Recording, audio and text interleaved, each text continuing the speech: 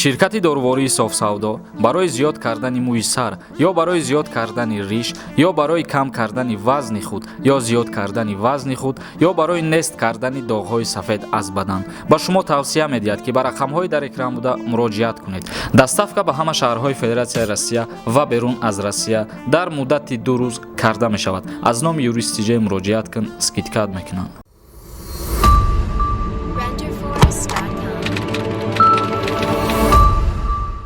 ассалому алайкум ба ҳама тамошобинони барномаҳои Сорвон Сафаров канали ЮРИСТ. Видеои имрӯзаи мо дар бораи парвозҳое ки мондагӣ ҳастанд аз рӯзи 21 то охири моҳи ноябр, яъне ки дар моҳи ноябр аз Федератсияи Россия ба ҷумҳурии Тоҷикистон 112 парвози чартерӣ муқаррар шудагӣ буд ва бисёри нафарҳо намедонанд ки кадом числода аз куҷо парвозҳо муқаррар шудагиянд. ҳозир мо ба шумо номбар мекунем ки аз 21 ноябр то охири моҳи ҳамин ноябр чӣ қадар парвозай ва аз кадом шаҳрҳо парвозҳо муқаррар шудагиянд.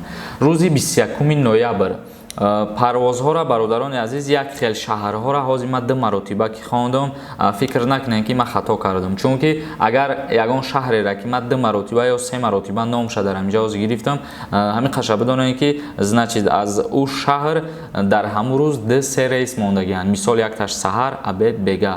ҳамира ба назар бигирен.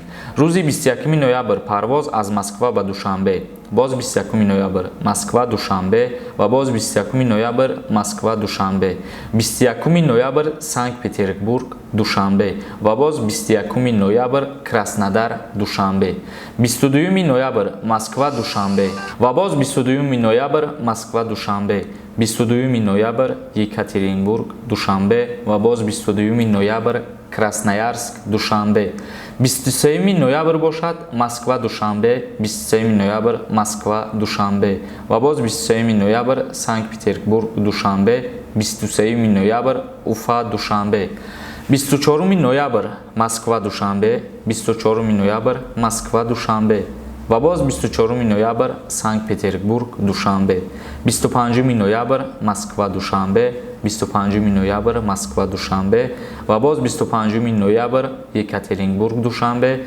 ва 25 ноябр боз Новосибирск Душанбе, 25 ноябр Казан Душанбе, 26 ноябр Москва Душанбе, 26 ноябр Москва Душанбе ва боз 26 ноябр Сургут Душанбе, 27 ноябр Москва Душанбе, 27 ноябр Москва Душанбе ва боз 27 ноябр Санкт-Петербург Душанбе, 28 ноябр Москва Душанбе, 28 ноябр Москва Душанбе ва боз 28 ноябр Казан Душанбе, 29 ноябр бошад Москва Душанбе ва боз 29 ноябр Уфа Душанбе ва боз дар 29 ноябр Екатеринбург Душанбе ва 29 ноябр боз Красноярск Душанбе ва ахирон парвозҳо дар ин моҳ рӯзи 30 ноябр муқаррар шудагиянд.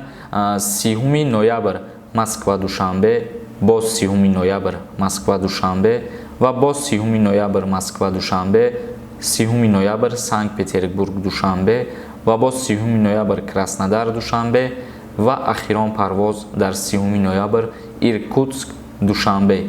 яъне ки дар 30 ноябр ахирон рӯзи парвозҳои чартерӣ дар як рӯз 6 та парвоз муқаррар кардагиянд, шаҳрҳое ки мо номбар кардем ва дигар рӯзо ҳамарӯза ба мисли пештара 3 та 4 та парвоз аз Россия ба ҷумҳурии Тоҷикистон муқаррар кардагиянд.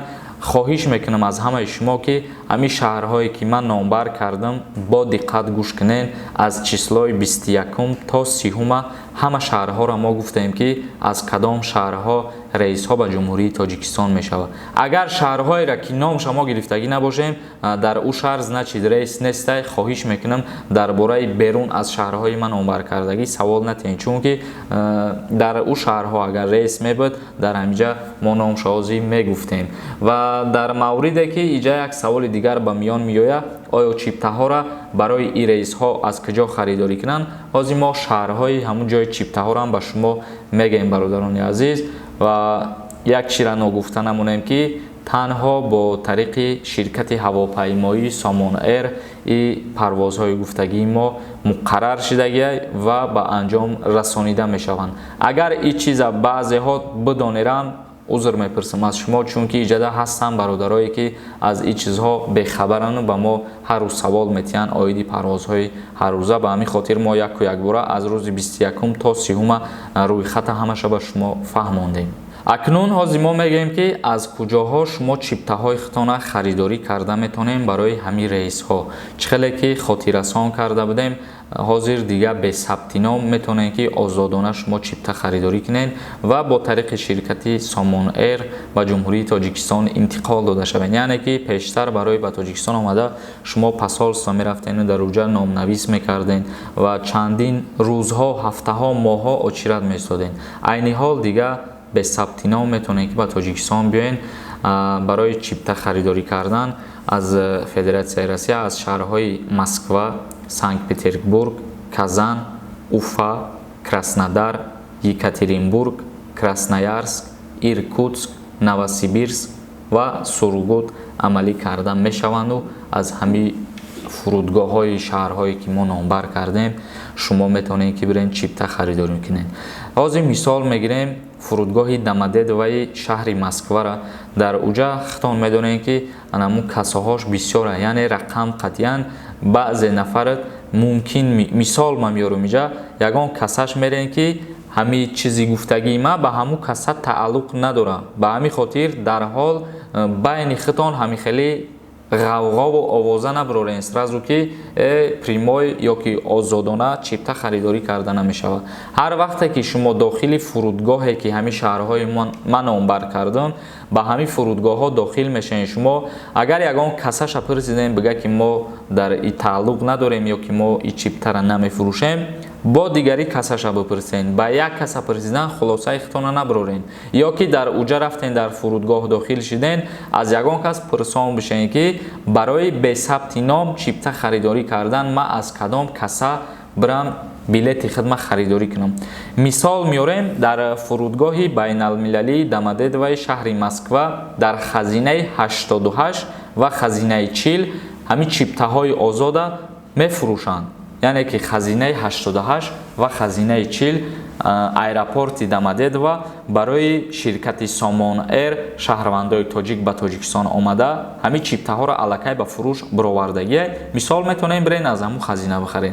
و در دیگر شهرهایی که ما نامبر کردیم روی خط گفتیم در فرودگاه ها داخل کشیدین نغز از همون یگان کارکنی فرودگاه پرسان بشین و چیپته خطانه خریداری کنین. و یک بار دیگه خواهش میکنم که در حالتی که من همون نامی شهرها را گفتم با دقت خوشرو گوش کنین که از کدام شهرها میشود و شهرهایی را که نامشون گرفتگی نباشه از او شهرها نمیشود اومده در او باره سوالم نتین. تماشابینان عزیز، ویدیو ما جمع بس میکنیم. نوارهای نوی ما را انتظار باشین. اگر یگان سوال باشد در اینستاگرام ما ابونه شده سوالای خودتان روان کنین و اگر هر کسی که به سوال خودش جواب نگرفته باشه عذر میپرسم، چون که به ما بسیار سوالهایی که روان میکنن سوالهای تکراری هسته، به همین خاطر ما جواب نمیگردونیم. در کانال یوریست ابونه شدن فراموش نکنین. خداوند همه ما و شما را نگهبان باشه.